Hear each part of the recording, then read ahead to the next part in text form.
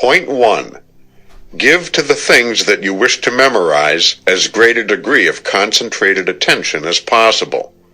We have explained the reason for this advice in many places in the book.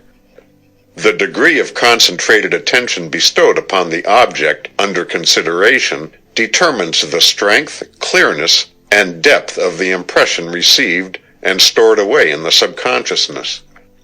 The character of these stored away impressions determines the degree of ease in remembrance and recollection. Point 2.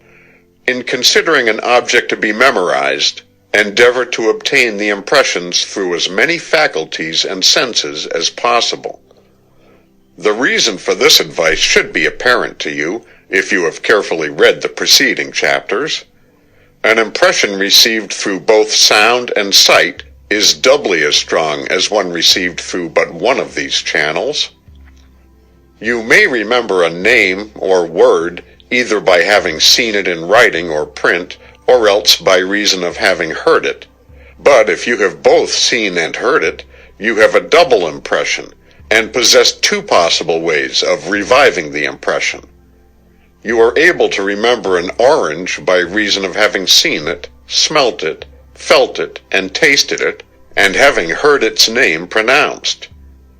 Endeavor to know a thing from as many sense impressions as possible. Use the eye to assist ear impressions, and the ear to assist in eye impressions. See the thing from as many angles as possible.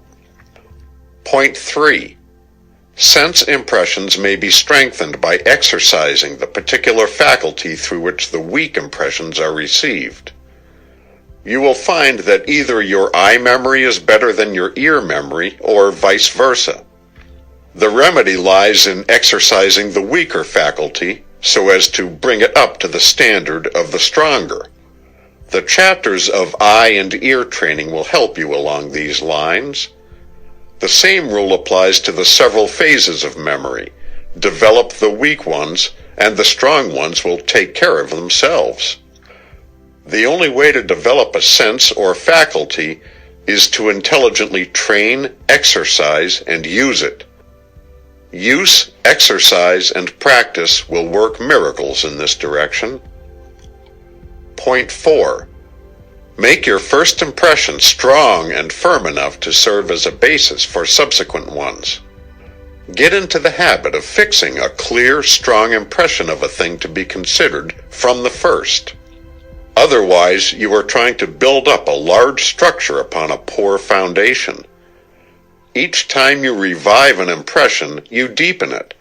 But if you have only a dim impression to begin with, the deepened impressions will not include details omitted in the first one.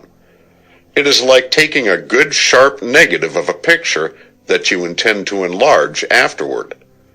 The details lacking in the small picture will not appear in the enlargement, but those that do appear in the small one will be enlarged with the picture. Point 5. Revive your impressions frequently and thus deepen them. You will know more of a picture by seeing it a few minutes every day for a week than you would by spending several hours before it at one time. So it is with the memory. By recalling an impression a number of times, you fix it indelibly in your mind in such a way that it may be readily found when needed. Such impressions are like favorite tools which you need every little while. They are not apt to be mislaid, as are those which are but seldom used. Use your imagination in going over a thing that you wish to remember.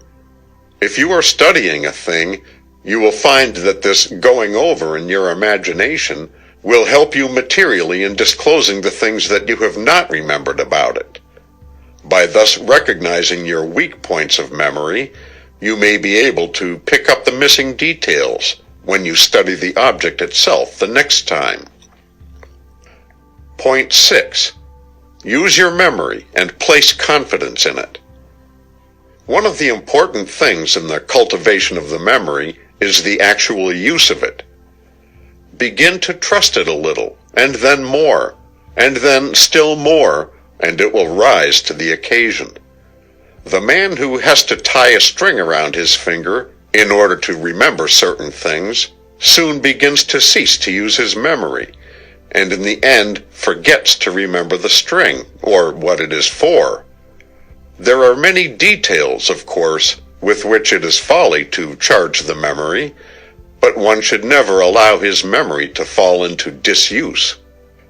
If you are in an occupation in which the work is done by mechanical helps, then you should exercise the memory by learning verses or other things in order to keep it in active practice. Do not allow your memory to atrophy. Point 7. Establish as many associations for an impression as possible. If you have studied the preceding chapters, you will recognize the value of this point. Association is memory's method of indexing and cross-indexing.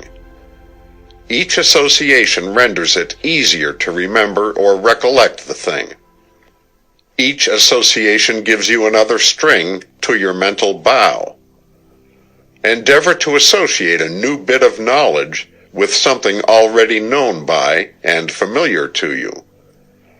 In this way, to avoid the danger of having the thing isolated and alone in your mind without a label or index number and name, connect your object or thought to be remembered with other objects or thoughts by the association of contiguity in space and time, and by relationship of kind, resemblance, or oppositeness.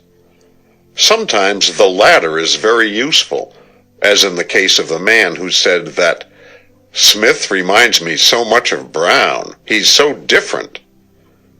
You will often be able to remember a thing by remembering something else that happened at the same place or about the same time. These things give you the loose ends of recollection whereby you may unwind the ball of memory. In the same way, one is often able to recollect names by slowly running over the alphabet with a pencil until the sight of the capital first letter of the name brings the memory of those following it. This, however, only when the name has previously been memorized by sight. In the same way, the first few notes of a musical selection will enable you to remember the whole air, or the first words of a sentence, the entire speech or selection following it. In trying to remember a thing which has escaped you, you will find it helpful to think of something associated with that thing, even remotely. A little practice will enable you to recollect the thing along the lines of the faintest association or clue. Some men are adept memory detectives following this plan. The loose end in memory is all the expert requires. Any associations furnish these loose ends. An interesting and important fact to remember in this connection is that if you have some one thing that tends to escape your memory, you may counteract the trouble by noting the associated things that have previously served to bring it into mind with you. The associated thing, once noted, may thereafter be used as a loose end with which to unwind the elusive fact or impression. This idea of association is quite fascinating when you begin to employ it in your memory exercises and work. And you will find many little methods of using it, but always use natural association and avoid the temptation of endeavoring to tie your memory up with the red tape of the artificial systems. Point 8. Group your impressions. This is but a form of association, but is very important. If you can arrange your bits of knowledge and fact into logical groups, you will always be master of your subject. By associating your knowledge with other knowledge along the same general lines, both by resemblances and by opposites, you will be able to find what you need just when you need it. Napoleon Bonaparte had a mind trained along these lines. He said that his memory was like a large case of small drawers and pigeonholes, in which he filed his information according to its kind. In order to do this, he used the methods mentioned in this book of comparing the new thing with the old ones, and then deciding into which group it naturally fitted.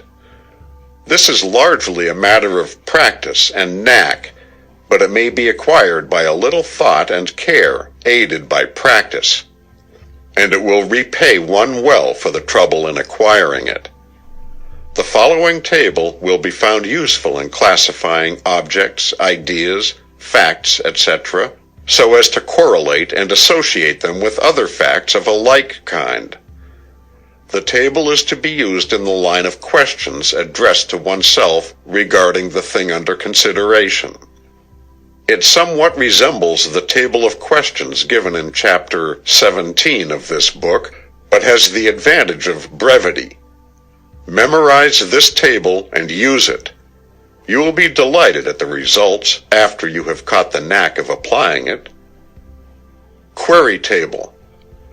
Ask yourself the following questions regarding the thing under consideration. It will draw out many bits of information and associated knowledge in your mind. 1. What? 2. Whence? 3. Where? 4. When? 5. How? 6. Why? 7. Whither? While the above 7 queries are given you as a means of acquiring clear impressions and associations, they will also serve as a magic key to knowledge if you use them intelligently. If you can answer these questions regarding anything, you will know a great deal about that particular thing. And after you have answered them fully, there will be but little unexpressed knowledge regarding that thing left in your memory. Try them on one thing. You cannot understand them otherwise, unless you have a very good imagination.